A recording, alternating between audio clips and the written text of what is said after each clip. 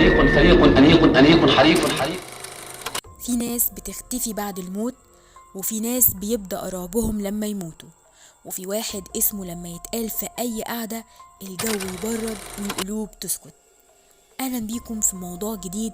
هنتكلم النهاردة عن الساحر المصري اللي كان بيروض العفاريت، واللي فنانين كبار ولاعيبة كورة معروفين كانوا بيروحوله في السر عشان ياخدوا شهرة أو يرجعوا من إصابة أو ينتقموا من حد، بس محدش رجع من عنده زي ما دخل. حلقتنا النهاردة وموضوعنا عن السيد حسني. السيد حسني كان ساكن في بيت قديم على أطراف محافظة الفيوم، بيت متهدم من بره بس جواه عالم تاني مخيف. اللي كان بيروح له ما بيدخلش بسهولة، كان لازم يوصي حد أو يبعت ليه هدية زي خاتم دهب أو ساعة نحاس. واتقال إن في ممثلة كبيرة اتشهرت في التمانينات راحت له عشان شهرتها كانت بتقل، وبعد 3 شهور جالها أنجح دور في حياتها، بس ماتت فجأة وهي نايمة من غير أسباب واضحة.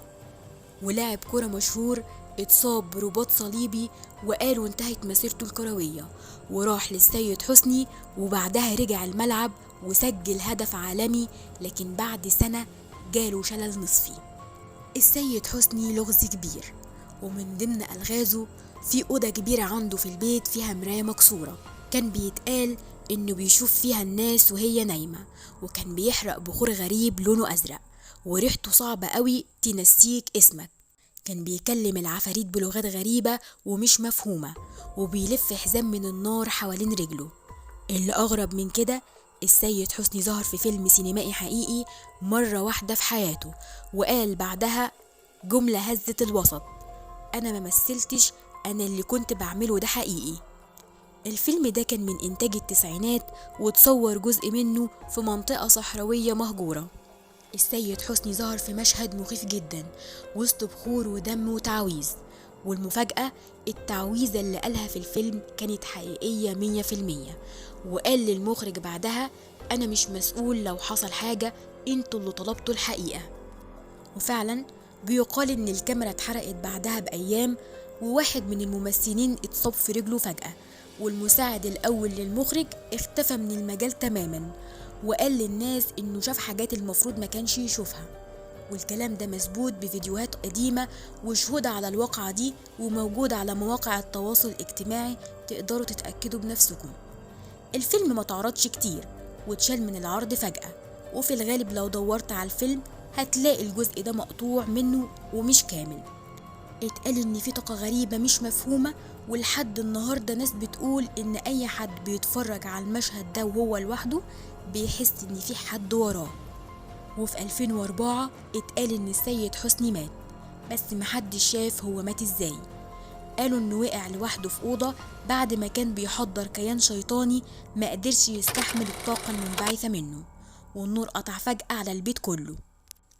ولما الشرطة وصلت عشان تفحص الجثة كانوا واخدين معاهم شيوخ وقراء.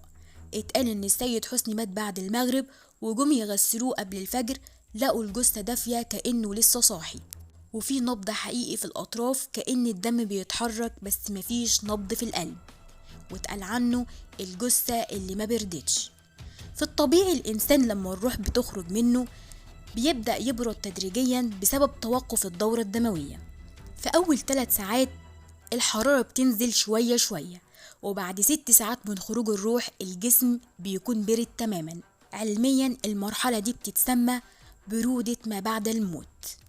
لكن مع السيد حسني حصل العكس. لما الشيوخ والقراء والشرطة دخلت البيت، أول ما دخلوا الباب كان مقفول من جوه بسلاسل كأن في حد جوه معاه، والراجل المفروض كان ميت.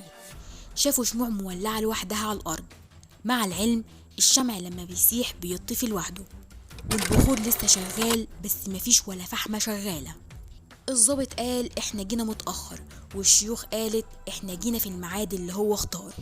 ولما دخلوا أوضة الجثة لقوه نايم بس عينه مفتوحة وباصص على السقف، ووشه عليه شبه ابتسامة حقيقية.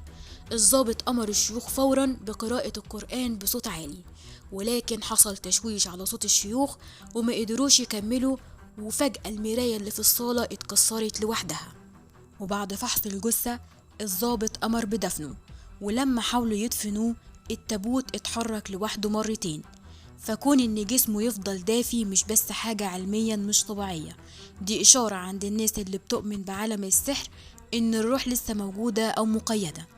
يقال إن الشيخ اللي دخل البيت مرض بعدها بشهر وفقد النطق، والعسكري اللي صرخ لما شاف كيان غريب في المراية المكسورة انتحر بعدها ب10 أيام، والضابط كمان ساب شغله وقال أنا شفت اللي محدش يشوفه وده مش شغل بشر. من ساعتها البيت مقفول بالحديد ومحدش بيقرب له. الجيران بيقولوا إن الضوء بيخرج من شباك الأوضة كل يوم الساعة 3 الفجر. ودي كانت حكايتنا عن الساحر اللي باع نفسه للشيطان السيد حسني. هستنى رأيكم ودعمكم بلايك وشير وكومنت. تفتكروا السيد حسني مات لما شاف كيان غريب فعلا، ولا من كتر أذيته للبشر روحه صعب خروجها؟ هستنى رأيكم. سلام.